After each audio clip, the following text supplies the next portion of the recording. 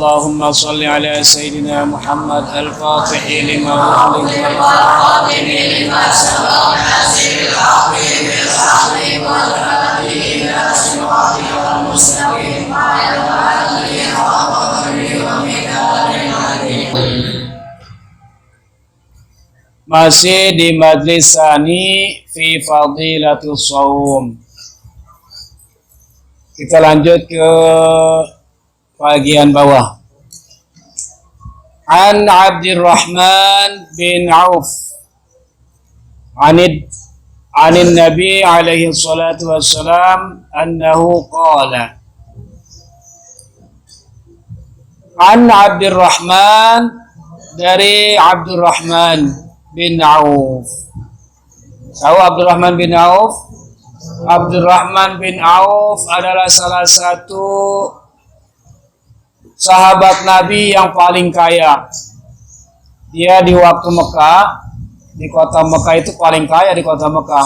Kemudian hijrah. Nah, ketika hijrah diancam oleh kafir Quraisy. Kalau kamu ikut hijrah, tinggalkan semua hartamu. Kemudian aku tawarkan juga, apabila kamu tinggal di sini, hartamu aman dan akan aku tambah hartamu juga. Perniagaanmu juga aman di sini. Tapi akhirnya Abdurrahman bin Auf ini memilih untuk hijrah, meninggalkan semua perniagaannya, semua hartanya. Jadi tidak memiliki harta lagi. Orang yang kaya karena memilih hijrah, memilih taat kepada Nabi, memilih taat kepada Allah dan Rasulnya, akhirnya meninggalkan semua harta-hartanya. Ditinggalkan semua hartanya, termasuk istrinya pun ditinggalkan. Karena ternyata istrinya pengen tetap di Mekah karena hartanya. Nggak ikut dengan Abdurrahman bin Auf. Nah, kemudian berangkatlah ke Mekah bersama sahabat-sahabatnya. Kemana? Ke Madinah bersama sahabat-sahabat yang lainnya untuk hijrah. Di Madinah itu ternyata Rasul menyatukan semua kaum, menyatukan dua kaum, kaum Ansor dan kaum Muhajirin. Ada yang dijadikan saudara, ada yang diberikan harta juga dibagi dua. Bahkan kalau istrinya 4 dibagi 2 istrinya. Nah, aku ceraikan, kamu pilih yang mana? Sampai segitunya. Semua dipilihkan, termasuk Abdurrahman bin Auf. Abdurrahman bin Auf dijadikan sahabat, dijadikan saudara oleh kaum Ansor. Disambut, kamu saya berikan harta sebelah sana, bagi 2, harta saya sebelah sini bagi 2. Saya dengar kamu adalah orang yang kaya di Mekah, maka bolehlah kamu pilih mana yang kamu pengen. Ternyata nolak. Abdurrahman bin Auf menolak kebun kurma, kebun apa lagi? Kebun anggur dan lain sebagainya, pokoknya tanah dia tolak. Apa yang dia minta? Tunjukkan saya pasar di mana. Ditunjukkan pasar, kemudian di situ dia mulai berniaga dan ternyata otak perniagaannya itu makin canggih, makin hebat, bahkan makin makin maju. Nah, sehingga di perniagaannya pun mendapatkan keuntungan berlipat-lipat dan menjadi orang terkaya lagi di Madinah. Yang tadinya miskin, tidak punya apa-apa, hanya ditunjukkan di mana pasar, dia tahu strategi pasar seperti apa. Jadi strategi pasar dia paham, cara berdagang dia paham, dia tahu cara untung ruginya, ternyata menjadi pedagang yang handal. Hartanya sampai sekarang masih ada, saking kayanya. Jadi bukan kayanya dia tumpuk, bukan. Kekayaannya itu disampaikan atau dikembalikan kepada kaum muslimin. Jadi setiap dia punya harta, kemudian dibagi untuk kaum muslimin untuk peperangan. Nah, untuk peperangan, untuk jihad, untuk masjid, untuk apapun. Abdurrahman bin Auf itu melakukan itu. Jadi hartanya bukan ada saat ini, tetapi ditumpuk, bukan. Semakin diberikan kepada kaum muslimin, semakin nambah lagi. Dahsyat ya. Pernah suatu hari ketika peperangan atau ketika berjihad terjadi kurang lebih 4 sampai 6 bulan lamanya. Itu di Madinah sedang rame-ramenya pohon kurma tuh, lagi panen-panennya, tapi ditinggalin untuk berjihad. Semua para petani pas ketika pulang, yang ikut berjihad nggak ikut panen, akhirnya busuk tuh si kurma. Sudah berbulan-bulan busuk akhirnya, pasti nggak bakalan laku, rugi nih. Gimana nih? Abdurrahman bin Auf akhirnya membeli dengan cara normal. Udah, saya beli semua dengan harga normal. Ditumpuk semua tuh kurmanya di gudangnya, dengan alasan agar tidak rugi tuh si petani. Kaum muslimin tidak rugi karena dia punya panen, dia punya pohon. Kalau nggak dijual nggak laku kan? Wah, gimana nih, rugi, maka bangkrutlah para petani. Sudah dibeli semua tuh oleh Abdurrahman bin Auf hanya untuk menolong para petani, hanya untuk menolong kaum muslimin, karena dia meninggalkan pertaniannya, meninggalkan perkebunannya untuk berjihad. Dibeli itu oleh Abdurrahman bin Auf.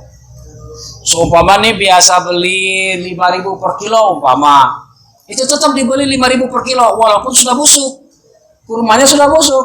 Sudah saya beli dengan harga normal, dengan harga biasa, dengan harga yang kalau nggak busuk itu harganya berapa? 5.000 umpama. Sudah 5.000, saya akan beli 5.000. Akhirnya pada mau tuh petani, semua dikumpulkan.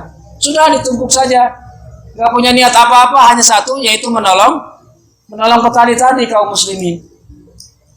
Tidak lama kemudian datang dari Afrika, datang untuk umroh ke Madinah, kemudian mau ke Mekah kan. Nah, singgah di kota Madinah, kemudian bertanya-tanya, kira-kira di sini ada nggak sih kurma busuk? Buat apa? Di kampung kami itu sedang ada musibah, banyak cacar, pokoknya banyak penyakit lah. Kata dukun kami, kata tabib kami, kata dokter kami, itu kalau makan buah kurma yang busuk itu obatnya. Jadi obatnya makan buah kurma busuk. Nanya kan, wah kagak ada di sini kecuali di rumah Abdurrahman bin Auf tuh. Kemarin dia beli tuh banyak tuh.